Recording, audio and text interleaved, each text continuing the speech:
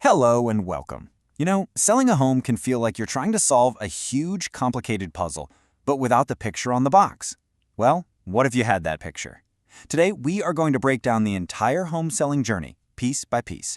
We're going to turn that big puzzle into a simple, clear roadmap. So let's get started. So you're thinking about selling your home, and you've probably got a million questions swirling around in your head. What happens first? Who does what? How do you actually get from putting that for sale sign on the yard to officially sold? Don't worry, you are in exactly the right place. This is your guide, your step-by-step roadmap from the very beginning to the very end. All right, first things first, a really great sale always starts way before the first potential buyer even walks through the door. This next section is all about that super important prep stage. It's all the work we do to get your strategy, your marketing, and of course your home totally ready for the market. And here's the big picture of that journey. We're going to walk through 5 key phases together. First, getting ready. Then we'll dive into showings and offers. After that, it's the art of negotiation. Then comes the critical under contract period. And finally, the best part, closing day. This is our roadmap. So what does getting ready actually mean? Well, it boils down to 3 really solid steps. It all starts with the listing appointment. That's where we get on the same page about price and strategy. From there, we move to professional photography. Because, let's be honest, in today's world, the first showing always happens online. And those amazing photos become the core of a custom marketing plan designed to get your home seen by the right buyers. Okay, so all that prep work is done, and your home is now officially on the market. This is the fun part. This is where all that planning starts to pay off and people start scheduling visits. So let's talk about what you can expect during this really exciting phase. The name of the game here is communication. You are never going to be left in the dark. You can expect us to coordinate all the showing times to make it as smooth as possible for you. And you'll be getting direct feedback from buyers, plus a weekly progress report. It's all about keeping you in the loop, so you know exactly how the market is responding to your home. And then, this happens. After all the showings, the marketing, and the feedback, you get the notification you've been waiting for. An offer has officially been submitted. This is the moment, right here, where everything gets very, very real. And let me tell you, you will not be left waiting and wondering. The goal is to get that offer into your hands as soon as it comes in, so you can start looking it over and we can figure out our next move. Speed is key. Getting an offer is a huge milestone, but it's not the end of the story. Not yet. Now we move into the negotiation phase. This is the strategic back and forth where we work together to turn a pretty good offer into the absolute best deal for you. It's best to think of that first offer as just that, an opening bid.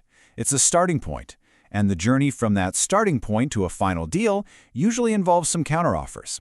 We're not just talking about price either. We can negotiate on things like the closing date, maybe some repairs, or even what appliances stay. It's all about crafting an agreement that you are 100% happy with. And after that bit of back and forth, you get to this amazing moment. It's like a virtual handshake. You and the buyer have agreed on everything. You have an accepted offer. It's a huge cause for celebration. But now the next phase begins, and it's all about getting that deal across the finish line.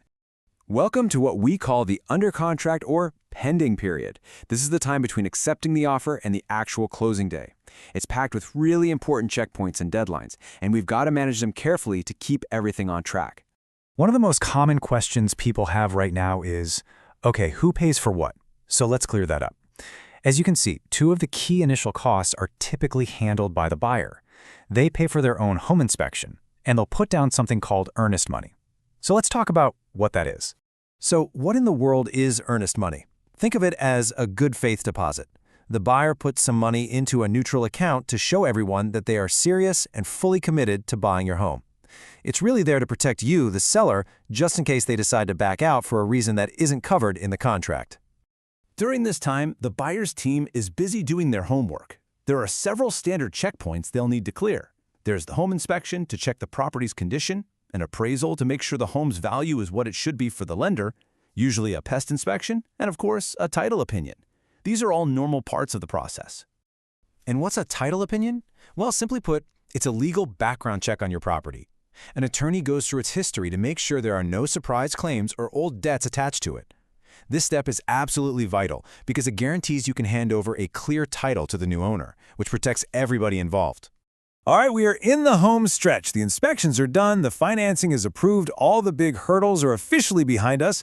This final phase is all about taking care of the last few logistical details and the paperwork we need to officially and legally transfer ownership of the home. We're almost there. This time frame is a big one to keep in your mind. About 10 to 14 days before your scheduled closing date, the final steps really kick into high gear. This is the window when you should expect a call to get the signing of your closing documents all squared away. And you're definitely not navigating this final step alone. Our transaction coordinator is going to reach out to you directly.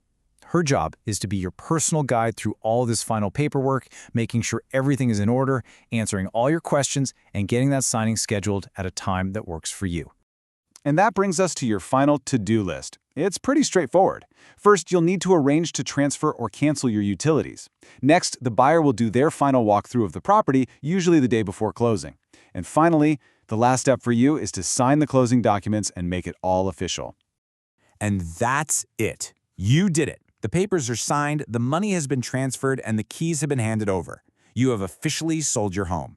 Congratulations, seriously.